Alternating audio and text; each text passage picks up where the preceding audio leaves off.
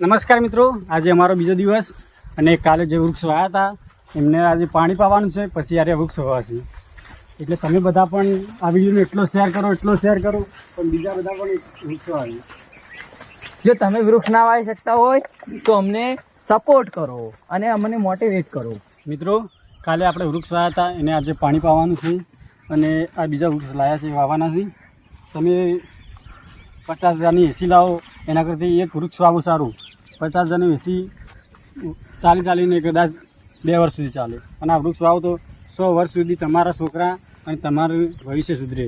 એટલે આ કામ જો સારું તમને લાગતું હોય ને અમારો નિર્ણય સારો લાગતો હોય તો તમે આ જોઈશો. કાલે મેં વૃક્ષો વાવ્યા છે બધા, એમને આજ પાણી પાવાનું છે અને બીજા વૃક્ષો વાવવાના છે.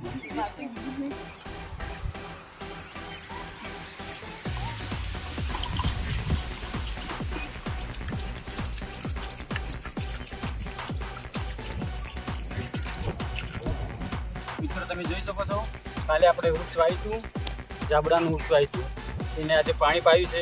ખાલી વાવા ખાતર ના વાવો તો એને છેક સુધી મોટું થાય ત્યાર સુધીની કાળજી રાખવી પડે.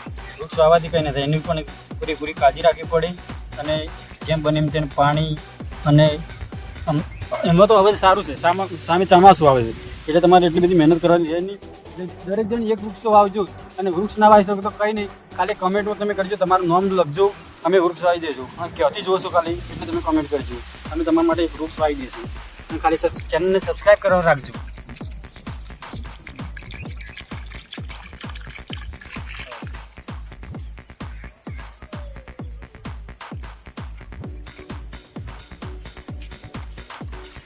મિત્રો, અને આ કોબાનું આપણે ઘર વાવી બધાને કેરીઓ ખાવી સારી ગમી, ખાલી કોઈને વાવ્યું નથી.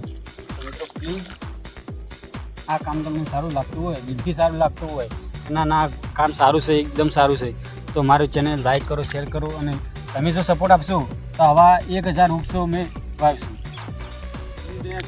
આ વૃક્ષ અમે ઘરે જાતે ઉછેર્યું હતું અને ખેતરમાં વાવવા માટે અમે નિર્ણય લીધો છે 1 લાખ વૃક્ષ વાવવાનો. એટલે એવું ના સમજતા કે ઓખડી બીજી ઓખડી વાવ્યું, પણ અમે ઘેર રોપ કર્યો હતો અને પછી વાવવા લાવ્યા છીએ. અને આ વૃક્ષ સારું છે, કોમેન્ટ જરૂરથી કરજો.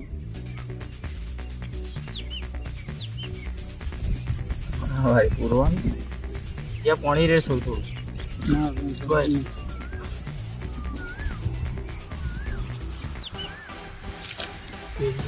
ચાલો મિત્રો, હું જ કહી દઉં, આ વૃક્ષ છે જાબુડાનું, અને આનો એક મોટો ફાયદો છે.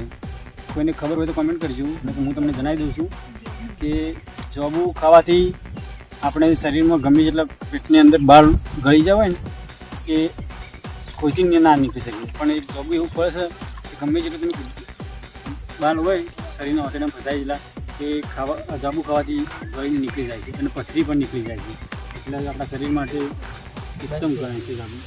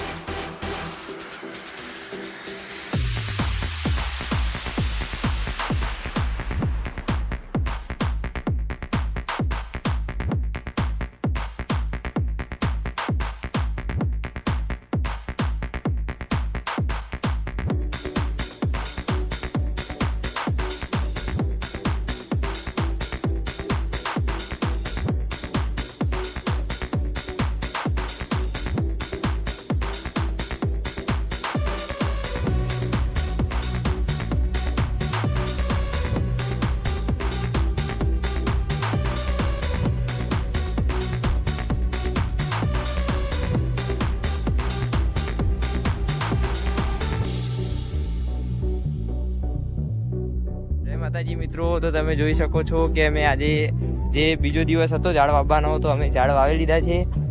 તો તમે અમને ફોલો કરતા રહેજો, અને અમે વૃક્ષ વાવીએ છીએ. તમે કમેન્ટ કરશો તો તમારા નામના પણ વૃક્ષ વાવીશું. અને કાલ વૃક્ષ વાવ્યા હતા તો અમુકને એવું લાગતું છે કે અરે વૃક્ષ વાવીને છોડી દે છે, પણ ના, જુઓ અમે પાણી પણ પાઈએ છીએ વૃક્ષોને, અને રોજ નવા નવા વૃક્ષો વાવીએ છીએ. તમારો સપોર્ટ જોઈએ છે, ખાલી સપોર્ટ કરતા રહેજો, લાઈક કરજો, શેર કરજો અને ફોલો કરવાનું અને સબસ્ક્રાઈબ કરવાનું ના ભૂલતા. જય માતા.